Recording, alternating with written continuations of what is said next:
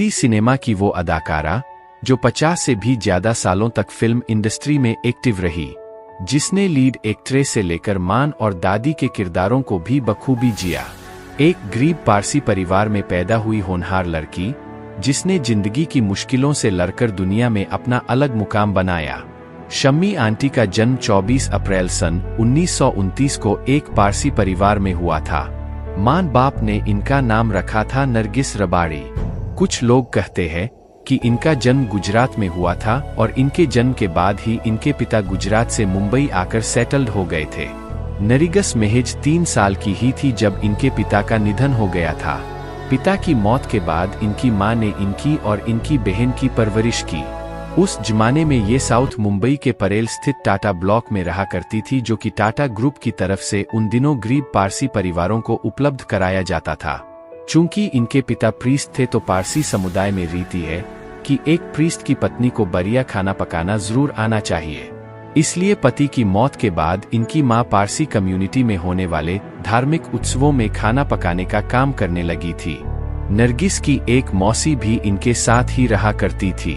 नरगिस जब 6ठी क्लास में आई तो इनकी मां ने इनका और इनकी बहन का दाखिला एक ऐसे स्कूल में करा दिया जिसकी फीस 11 रुपए थी। उस जमाने में 11 रुपए चुकाना भी कोई आसान काम नहीं था। नरगिस और इनकी बहन चाहती थी कि ये कोई काम करके अपने स्कूल की फीस का इंतजाम खुद ही कर ले। इनके घर के पास ही टाटा की एक वुडन टॉय फैक्ट्री हुआ करती थी। पढ़ाई पूरी करने के बाद नरगिस की बहन नीना ने जॉनसन एंड जॉनसन में एज ए सेक्रेटरी नौकरी करना शुरू कर दिया। मैट्रिक पास करने के बाद नरगिस भी वही नौकरी करने लगी। नरगिस एक टैबलेट के पैकिंग डिपार्टमेंट में काम करती थी। नरगिस रबाड़ी के फिल्मों में आने की कहानी भी काफी दिलचस्प है। इनके एक जानकार, जिन्हें ये मामा कहकर पुकारती थी, वो दिग्गज फिल्ममेकर महबूब खान के साथ काम किया करते थे। इनके उस मामा की जान पहचान फिल्म इंडस्ट्री में काफी अच्छी हो गई थी। उस जमाने के एक और दिग्गज एक्टर प्रोड्यूसर शेख मुख्तार से भी इनके उस मामा की बढ़िया दोस्ती थी। शेख मुख्तार ने इनसे पूछा कि क्या इन्हें एक्टिंग आती है। इस पर इन्होंने शेख मुख्तार से कहा कि अभी तो मुझे एक्टिंग नहीं आती, लेकिन मैं जल्द ही एक्टिंग सीख सकती हूँ। चूंकि ये पारसी थी तो शेख मुख्तार को लग रहा था कि शायद ये लड़की सही से हिंदी नहीं बोल पाएगी। उन्होंने इनसे पूछा कि तुम हिंदी बोल सकोगी। इन्होंने जवाब दिया, मैं इतनी देर से आपसे हिंदी में ही बात कर रही हूँ। अब तक आपको पता चल गया होगा कि मैं हिंदी में सही से बात कर रही हूँ या नहीं। इनका ये जवाब सुनकर इनके मामा ने धीमे से इनसे कहा, तुम बेवकूफ हो क्या? इतने बड़े आदमी से तुम कैसे बात कर रही हो? शेख मुख्तार इनकी बेबाकी से काफी प्रभावित हुए थे। उन्होंने नरगिस रबाड़ी को एज एन एक्टर काम पर रख लिया और इनकी सैलरी बनी 500 रुपए महीना। नरगिस रबाड़ी की पहली फिल्म थी साल 1951 में रिलीज हुई मिस्टर पेड्रो। इसी फिल्म से ही इनका नाम नरगिस रबाड़ी से बदलकर शम्मी कर दिया गया था। फिल्म के डायरेक्टर हरीश ने इनसे कहा कि चूंकि फिल्म इंडस्ट्री में एक नरगिस पहले से ही काम कर रही है तो तुम्हारा नाम बदलना पड़ेगा। हरीश ने ही इनका नाम शम्मी रखा था। जिस वक्त इनकी पहली फिल्म रिलीज हुई थी उस वक्त इनकी उम्र महज 18 साल थी। इनके पहले डायरेक्टर इनकी खूबसूरती और इनकी एक्टिंग स्किल से खासे मुतासिर थे। हरीश ने ही इन्हें पहली दफा हीरोइन के तौर पर काम दिलाया था। वो फिल्म थी मल्हार, जो कि साल 1951 में ही रिलीज हुई थी। इस फिल्म को हरीश ही डायरेक्टर कर रहे थे।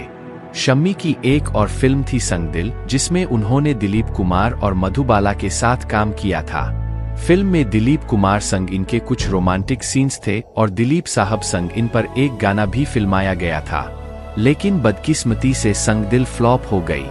इसका नतीजा ये हुआ कि शम्मी को अगले कई महीनों तक फिल्मों में काम नहीं मिला।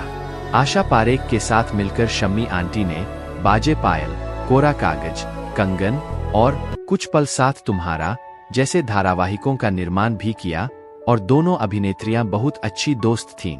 अपने अब तक के करियर में करीब 200 फिल्मों में छोटी बड़ी भूमिकाएं निभाने के साथ ही उन्हें देख भाई देख, श्रीमान श्रीमती, कभी ये कभी वो जैसे कई टी.वी. धारावाहिकों में भी अभिनय किया। सहारा वन चैनल के धारावाहिक घर एक सपना में वो आलोक नाथ की मां की भूमिका में नजर आई थी। 1950 के दशक में आंटी ने बागी, आग का दरिया, मुन्ना, रुखसाना, पहली झलक, लगन, बंदिश, मुसाफिरखाना, आजाद और दिल अपना और प्रीत पराई जैसी कई फिल्मों में महत्वपूर्ण भूमिकाएं निभाईं। उम्र के 30वें पड़ाव पर शम्मी ने सुल्तान अहमद से शादी की थी। इनके पति सुल्तान अहमद एक फिल्मकार थे। हालांकि शम्मी ने एक इंटरव्यू में बताया था कि उनसे शादी करने से पहले सुल्तान अहमद कुछ नहीं थे। फिल्म इंडस्ट्री में उनके रुतबे का फायदा उठाकर ही सुल्तान अहमद ने अपनी थोड़ी बहुत पहचान बनाई थी। इनके पति सुल्तान अहमद ने हीरा और गंगा की सौगंध नाम से 2 फिल्में बनाई थी, जिनमें सुनील दत्त, आशा पारेख और अमिताभ बच्चन जैसे नामी सितारे थे। शम्मी और इनके पति सुल्तान अहमद का रिश्ता बहुत लंबा नहीं चल पाया। चूंकि शम्मी मां नहीं बन पा रही थी तो शादी के 7 साल बाद सुल्तान अहमद और शम्मी ने अलग होने का फैसला कर लिया। अपनी सारी जमा पूंजी अपने और अपना बंगला छोड़कर एक दिन शम्मी अपना सामान लेकर अपनी मां और बहन के पास आ गई। सुल्तान अहमद से अपनी शादी को शम्मी अपनी जिंदगी की सबसे बड़ी भूल कहती थी।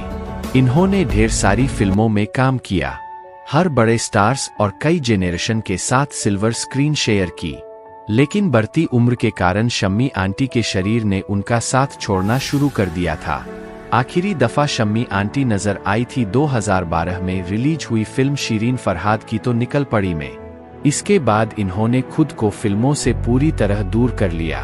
6 मार्च 2018 को 88 साल की उम्र में शम्मी आंटी ने इस दुनिया को अलविदा भी कह दिया।